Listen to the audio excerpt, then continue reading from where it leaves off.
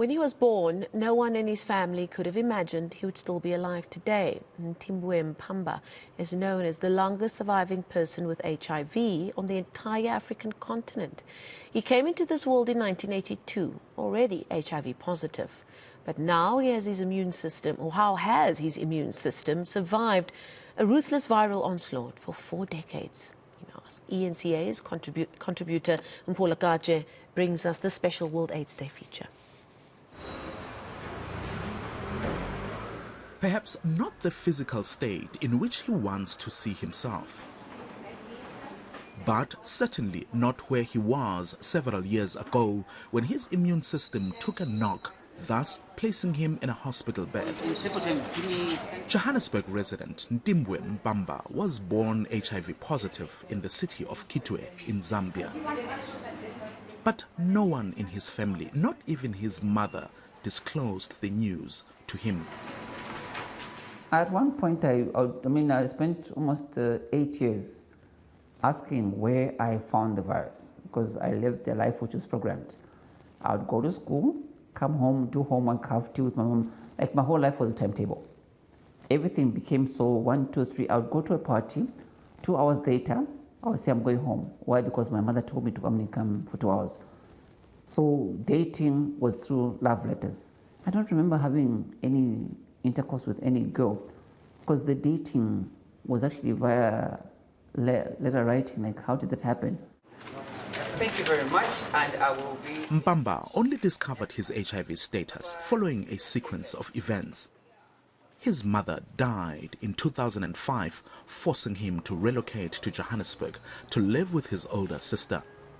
But not too long after his arrival here, his immune system was seriously compromised. He was coughing constantly. I was on medication, the Benylin, the everything, all the cough mixtures. I tried from A to Z. They didn't work. I went back to what my mother told me about traditional ginger, garlic, lemon, honey, everything. But the more medicine I took, the worse the cough got. That when I would cough, I would actually inhale, and I felt like I had bullet holes or vacuums in my lungs. The most logical step was to seek urgent medical attention. But his doctor was puzzled by what he discovered.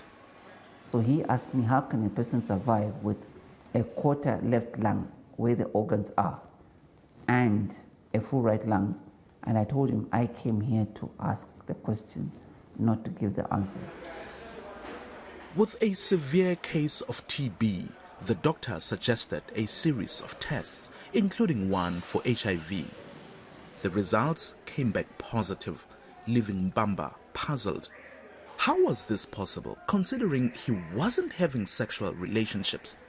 But at least he now finally understood why he was constantly sick. He needed to make lifestyle adjustments. You have to learn to live a life of caution. You tend to give out certain habits. Wherever you go, you don't forget your ARVs. You don't skip them because they multiply. The virus multiplies. Reducing them, you subtract. And the worst thing is that the HIV only does one specific thing. It takes out your immune system, which is your defense ministry. When Mpamba was 30 years old, his aunt revealed the family's worst kept secret. He was born HIV positive, but everyone kept it a secret to protect him from stigma and all the adversity that comes with it. Mpamba had to accept his reality. And I chose to live a life of purpose, but I never forgot what I was taught by my mother.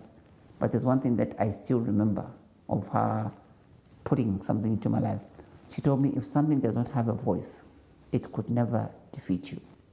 The only voice that could defeat you is the inner voice that lives within you. It's this warrior attitude that has kept him going over the years, even earning him the respect of government officials and fellow activists. Medical advancements like the antiretroviral drugs have made a big difference in the life of Mpamba and millions of others living with HIV. the lifespan of people living with HIV is growing than decreasing. Remember, in the early days, the lifespan of people, it was 35, but now we are talking about 70. So which means at least now people living with HIV are living longer. They can continue to be happy with their families, work and do whatever other people are doing. So now as people living with HIV, we are living a normal life other than living in fear to say, anytime I will die. But the fight is far from over. Over 8.5 million people in South Africa are HIV positive. Also, a report recently released by the United Nations suggests a young woman is infected every 2 minutes on the African continent. We need to start having a conversation together. Yes, we are talking, activists are talking, we are coming up with strategies. But what I feel that we are doing wrong recently is that when we have conversations, we tend to have conversation amongst each other as activists, amongst each other with government. But the affected communities, we often leave them outside.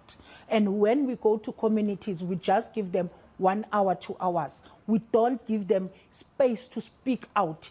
What is really the problem? What are their real issues? And what do they think?